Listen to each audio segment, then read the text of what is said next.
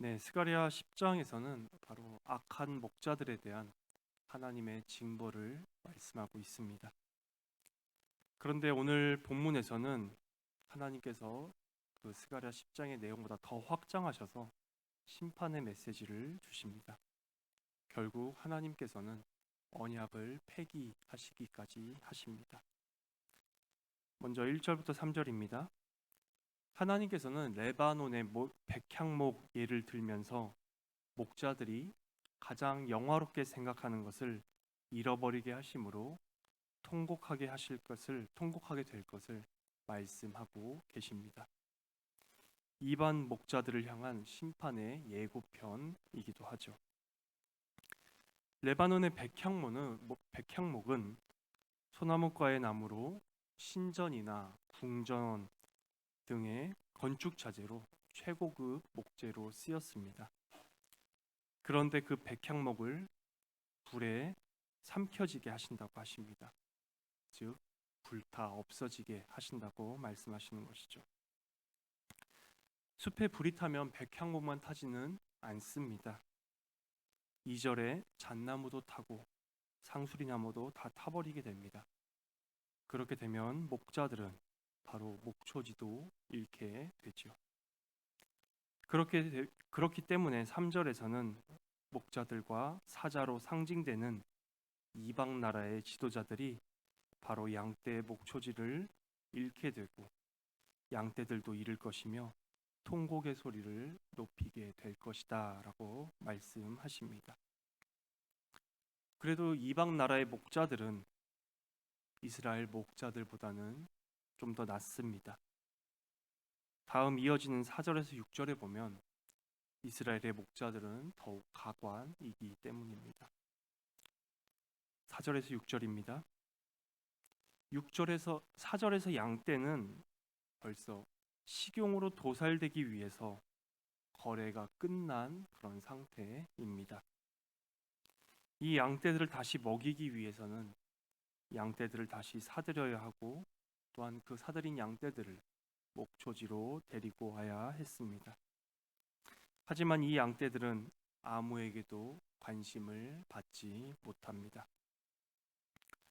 5절에서는 세 부류의 사람이 등장을 하는데 먼저는 목자는 양들을 장사꾼들에게 팔았습니다. 그리고 이 장사꾼들은 양을 또한 다른 구매자들에게 되팔았죠. 구매자들은 식용으로 산 양을 잡아 먹어도 아무런 문제가 되질 않습니다. 또한 장사꾼들은 양을 샀다가 되팔아서 이익을 남겼기 때문에 여호와를 찬송한다라고 그렇게 5절에 말합니다. 문제는 바로 목자들입니다. 양들을 전혀 불쌍히 여기지도 않습니다. 방금 전에 살핀 이방 목자들은 자신의 양들을 잃은 슬픔이라도 표현을 하는데 이스라엘 목자들은 자신들의 도살당할 양을 보고도 동정심마저도 없습니다. 이 목자들은 단지 양들을 자신의 재산으로만 여긴 것이었습니다. 그런데 6절에 이 양떼에 대한 정보가 또한 나옵니다. 바로 이 양떼들은 이스라엘 백성들이었습니다. 하지만 놀랍게도 하나님께서는 이 양떼들도 불쌍히 여기지 않으십니다.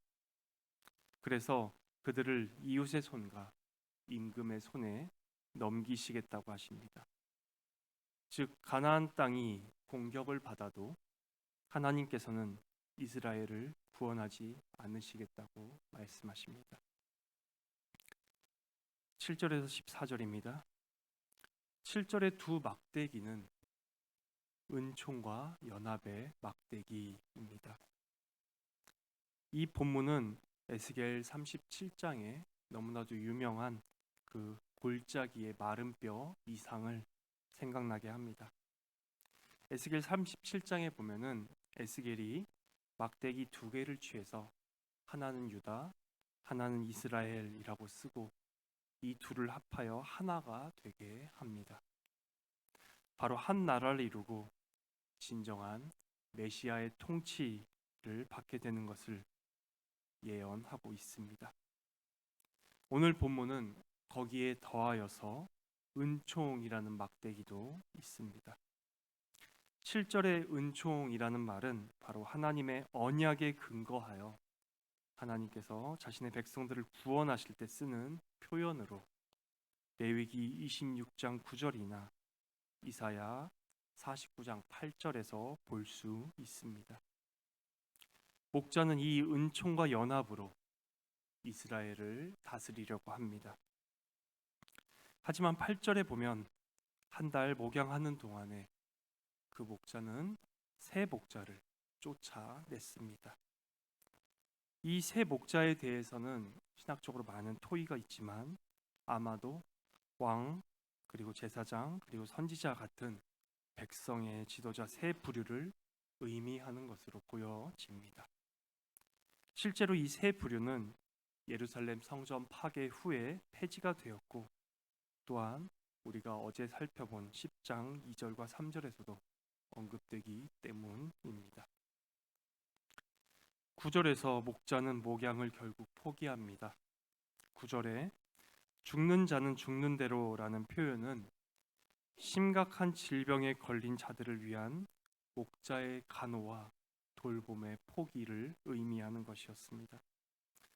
또한 망하는 자는 망하는 대로라는 것은 바로 목자의 돌봄과 보호 아래에 있으면 안전할 수 있는 약한 자들에게 목양을 중단함으로써 결국 그들을 죽게 되는 그 포기를 의미하는 것이었습니다. 나머지는 서로 살을 먹는 대로 두리라 라는 구절은 바로 이스라엘 백성들의 악한 본성에 대해서 하나님께서 말씀하십니다. 하나님께서는 구약 성경 내내, 아니 성경 전체에서 악한 자들, 약한 자들을 사랑으로 돌보라고 말씀하셨습니다. 고아와 과부와 나그네를 사랑하라고 하셨죠. 하지만 이스라엘 백성들은 자신들의 탐욕을 채우기 위해서 가난한 자들을 빼앗고 또한 자신들의 배만 불리는 그런 일을 계속했습니다. 가진 자는 더 가지게 되고 없는 자는 더 없어지게 되었죠. 결국 이스라엘과 다른 이방 나라들은 다를 것이 하나도 없었습니다. 목자의 돌봄과 목양에도 양떼들은 변함이 없었습니다. 오늘 본문 가운데 1절에서 6절까지만 보면 마치 이스라엘의 악한 목자들에게만 당하는 이스라엘 백성들을 하나님께서 구원하시지 않는 냉혹한 하나님으로 오해할 수도 있습니다. 하지만 7절부터 14절의 내용을 보면 이스라엘 백성들의 완악함도 볼 수 있습니다. 하나님의 말씀과 경고를 무시하고 세상과 다른 이방 나라들과 다를 것이 없는 이스라엘 백성들을 향한 하나님의 심판이 바로 목양의 포기였습니다. 바벨론 포로라는 수치를 당하고도 정신을 못 차리는 이스라엘 백성들입니다. 점점 하나님과 이스라엘 백성들과의 관계가 최악으로 치닫게 됩니다. 10절에선 거기에 더 나아가서 언약의 폐기까지도 말씀하십니다. 바로 이스라엘과 유다의 모든 지파와 맺은 언약인 시내산 언약을 언급하십니다. 이사야 49장 8절입니다. 여호와께서 이같이 이르시되 은혜의 때에 내가 내게 응답하였고 구원의 날에 내가 너를 도왔도다. 내가 장차 너를 보호하여 너를 백성의 언약으로 삼으며 나라를 일으켜 그들에게 그 황무하였던 땅을 기업으로 상속하게 하리라. 아멘. 은혜와 언약 지키는 것이 이렇게 서로 관련이 있습니다. 은총의 지팡이를 깨트리는 것은 바로 언약의 파괴로 이어집니다. 이 언약을 깨트리시는 분은 바로 시내산 언약의 당사자이시며 이스라엘 12지파와 언약을 체결하신 분이었습니다. 바로 여호와 하나님과 구별되시고 스가랴에서도 끊임없이 언급되었던 바로 그 메시아이셨습니다. 시내산 언약 체결 전에 하나님께서 백성들에게 직접 말씀하셨습니다. 출애굽기 20장 1절입니다. 하나님이 이 모든 말씀으로 말씀하여 이르시되, 말씀이 말씀하여 이르신 것입니다. 말하다라는 동사를 2번이나 사용한 것은 바로 이 말씀은 정말 하나님이다라는 이러한 표현이고, 또한 19절에 보면 모세에게 이르되 당신이 우리에게 말씀하소서 우리가 들으리이다. 하나님이 우리에게 말씀하지 말게 하소서 우리가 죽을까 하나이다 라고 말하며 백성들은 다시금 하나님께서 직접 말씀하신 것을 언급합니다. 이 하나님은 바로 구약시대에 활동하셨던 선지자신 그리스도이셨습니다. 그 메시아께서 바로 언약의 폐기를 말씀하고 계십니다. 12절에 그 목자들은 또 지도자들에게 품삯을 요구합니다. 그러자 은 30개를 줍니다. 은 30개는 당시 사회적으로 보았을 때 매우 과소평가된 그러한 금액이었습니다. 목자는 바로 새 목자들에 의해 무시당하고 멸시받은 것이었습니다. 그러하기에 목자는 연합의 지팡이마저 꺾어 버립니다. 15절부터 17절입니다. 이 단락에서는 어리석은 목자들의 거짓 목양과 그에 대한 심판에 대해서 하나님께서 말씀하십니다. 15절에 기구를 빼앗는다고 하시는데 이것은 상징적인 행동입니다. 목자의 기구는 사무엘상 17장 40절과 같이 막대기, 목자의 제구, 돌과 물매 같은 것이었습니다. 기구를 빼앗은 스가랴는 이 악한 목자들보다 더 악한 목자의 역할을 합니다. 이 악한 목자는 16절과 같이 없어진 양들에게도 무관심하고 길 잃고 양떼를 벗어나 흩어진 양을 찾지도 않습니다. 이 스가랴의 행동은 바로 이스라엘 목자들의 거울 역할을 하는 것입니다. 반면교사의 역할을 하는 것이죠. 에스겔 34장 1절부터 8절에 이러한 이스라엘의 목자들이 또한 언급됩니다. 그리고 17절에서는 이러한 목자들에 대한 심판이 나오죠. 오늘 설교의 결론입니다. 11장 초반부에서는 하나님께서 이방 나라들의 목자들을 심판하시는 내용이 나왔습니다. 하지만 이스라엘 목자들은 더욱 가관이었습니다. 백성들을 사랑하지 않고 오직 이용만 합니다. 그리고 메시아의 품삯이 은 30개밖에 되지 않는다고 무시하고 멸시까지 합니다. 그리고 이스라엘 백성들도 하나님의 말씀을 우습게 여기며 하나님을 사랑하지 않고 이웃도 사랑하지 않습니다. 오직 자기 자신만을 사랑합니다. 이에 대해 선지하신 그리스도께서는 은총과 연합의 지팡이를 꺾으셨습니다. 그야말로 이스라엘은 완전한 절망 가운데, 암흑 가운데 있게 됩니다. 소망이 없었습니다. 오늘 설교의 복음입니다. 스가랴 7장에 보면 다리오 왕 제4년 9째 달 곧 기슬레월 4일이라고 쓰여져 있습니다. 즉 기원전 518년 12월이었습니다.